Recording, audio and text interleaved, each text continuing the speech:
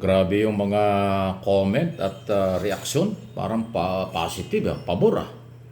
Ang tinutukoy ko po yung pagpaparamdam ng oposisyong Liberal Party sa pagrespeto kay Pangulong Marcos at sa administrasyon. Parang yung comment ng mga tao, pumapabor sila na mas maging kakampi o tie-up o ka-unity o kung ano mang meron ang Liberal Party opposition sa ating kasalukuyang pamahalaan kumpara dun sa dating unity na involved ang mga Duterte at kung sino pang political party. Mas pumapabor sila, okay, na ang dating naging kalaban ni Pangulong Marcos doon sa nakaraang eleksyon ng 2022 na Piklawan, Dilawan, Liberal Party nga na maging kakampi or maging kapartner sa pagpapaganda ng ating bansa. Mapalakas ang ekonomiya, mapaganda ang peace and order, at kanilang sinusuportahan ang mga international policy, foreign policy at mga programa, especially sa paninindigan sa West Philippine Sea. Positibo, ilang araw ko na po itong nababanggit sa aking mga vlog, sa aking mga topic. Okay, pero nababasa ko ang majority ng mga comment na mas pumapabor sila. May nagsasabi rin maging maingat tayo. Okay lang yan. Baka may duda pa sila kay Leni Robredo, kay attorney, parehong abogado yan, attorney Leni Robredo, attorney Laila de Lima. Okay?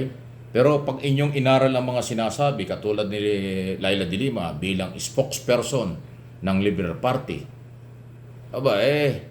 sinasabi niyang sila ang lehitimong oposisyon, hindi yung kampo ni Duterte na may sariling political agenda lang o pampolitika ang interes, hindi para sa development ng ating bansa. At mas pinapaboran ni de Lima ang mga policy ng ating Pangulo. Sila ngayon nananawagan din na payagan na ang ICC na pumasok. Payagan ang mag-imbestiga at magkaroon ng warrant of arrest ang ICC. Na yan din ang gusto ng mga Marcos supporters, Marcos loyalists, dahil nagsawa at nagalit na sa mga Duterte, papasukin ng ICC. Yan ang paninindigan ng Liberal Party Piklawan.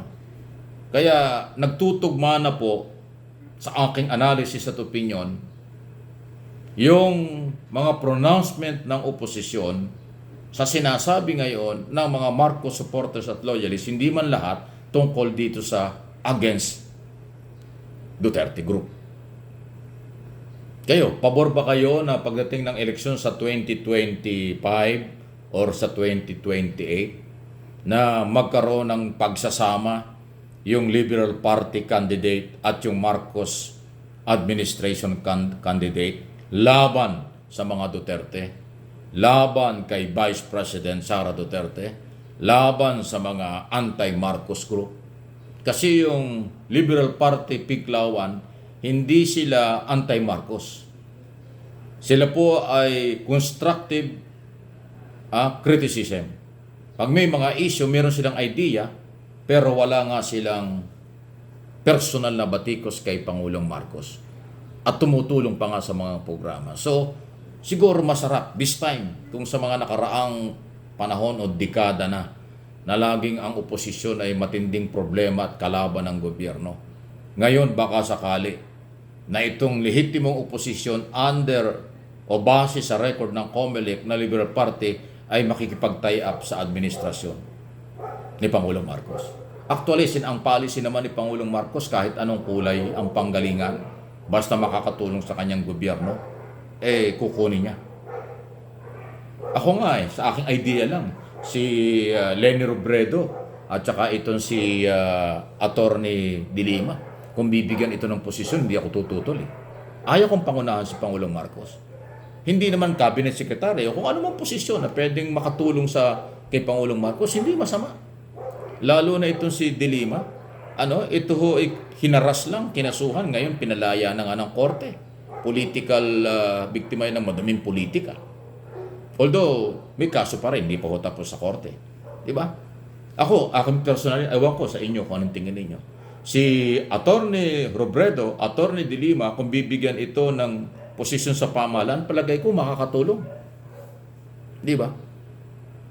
kumpara dun sa mga nagpanggap na maka-Marcos, pero nang matalo sa eleksyon na nakaraang taon, ngayon anti-Marcos na. Yung umasa na bibigyan ng posisyon o nag-apply para magkaroon ng posisyon sa gobyerno, hindi nabigyan, ngayon anti-Marcos na, di ba? So, pang sariling interest lang yung galaw nila. Ako, naniniwala ako, mas okay yan. Kung magsama at magkaroon ng unity ang oposisyon at ang gobyerno para sa development ng bansa, para sa kabubuti ng nakakarami, mas okay.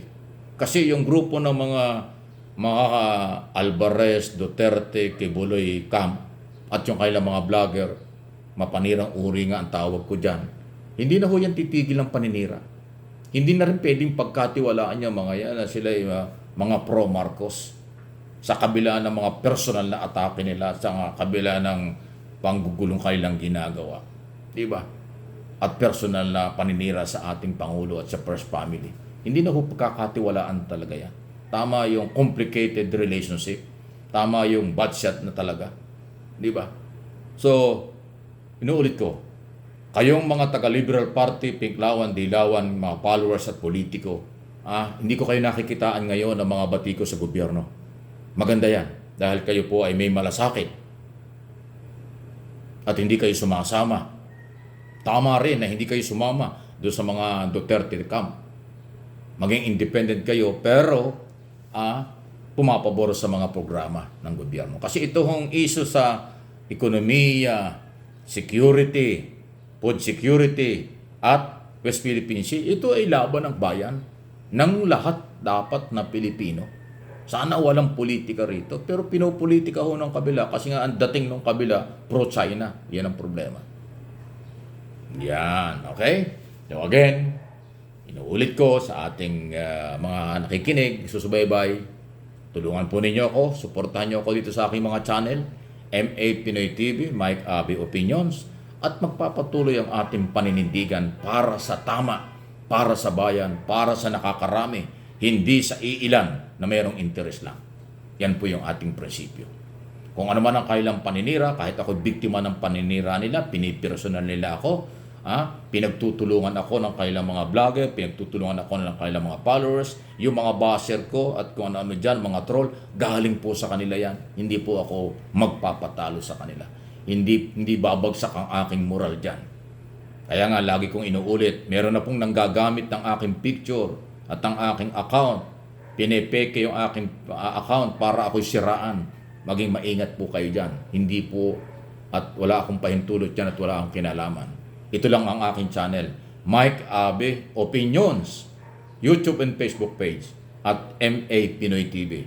Madali lang po kasing mangopya ng picture, mag-pick up ng picture na may picture, gagamitin sa kanilang sariling o kanilang kunwari account ko papalabasin, gagamitin sa kalokohan, papalabasin masama ako. May gumagawa po sa akin ng ganyan. Kaya ingat po kayo. Si Lord na ang bahala sa kanila. Pero hindi po ako bibigay o hindi po ako matatakot sa kanila. Maninindigan tayo para sa tama.